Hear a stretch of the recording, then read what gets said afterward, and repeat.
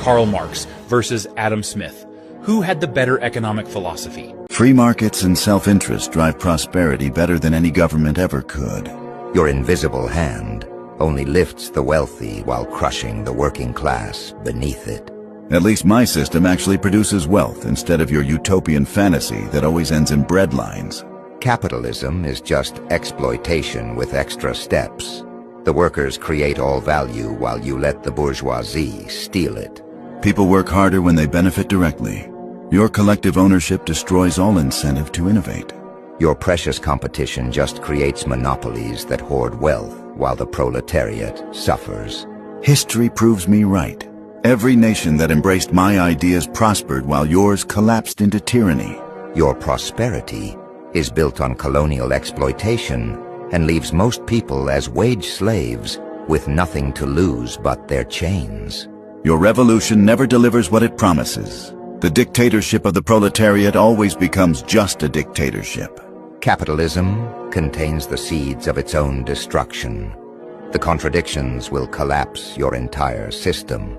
2 centuries later and we're still waiting for your predicted collapse while free markets lifted billions from poverty. The crisis of 2008 proves my point.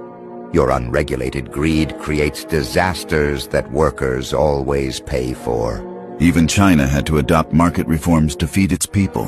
Face it, Karl, your ideas failed everywhere they were tried. The growing inequality and climate catastrophe show capitalism is unsustainable. History will vindicate me yet. It was proved at the turn of the century that the human body is almost 80%, 90% water, and it's also got electrolytes in it, which we know to be salt, potassium, different minerals. That means we're a salt battery. No different than the car battery, different than something like that.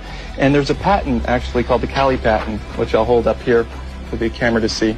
And this patent actually was developed in 1897, and not much has been done with it, because at that time everyone was afraid of electricity. In this case, Dr. Clark developed a product using a 9-volt battery. And I'll just show you in the back here. There it is, 9-volt battery. And this particular unit, you just snap on your wrist with 2 wristbands. We'll have a minute. Yeah. You snap it on your wrist just to prove that I'm a circuit.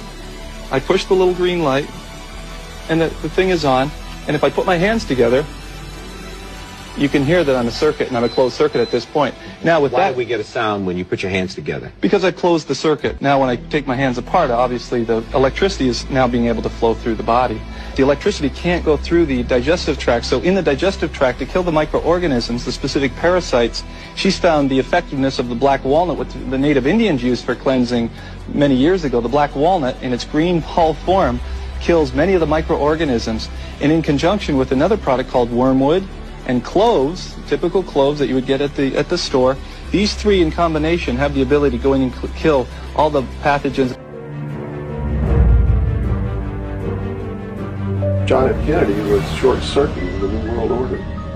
He had ordered the printing of constitutional money, United States notes, which would have destroyed the Federal Reserve, which is not an agency of the United States government. It's a private corporation, owned and operated by the world bankers, controlled by the Illuminati.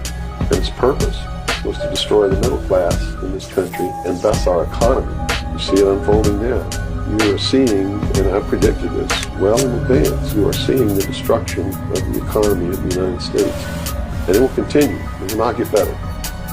Downhill from here on out. Unless we nationalize the Federal Reserve, lock up the criminals who own it, cancel the debt, which will then bankrupt the Illuminati, which is exactly what we ought to do. Print constitutional money, which cannot be usurped, which cannot lead to our destruction, and go back to exactly what we're supposed to do. They quit contracting for benefits. We're escaping from the laws of nature. There's a terrible consequence for that. You can't contract for somebody else to keep you alive. You have to be responsible within your life to keep yourself alive. And if you can't do it, then you have to die. That's the law of nature.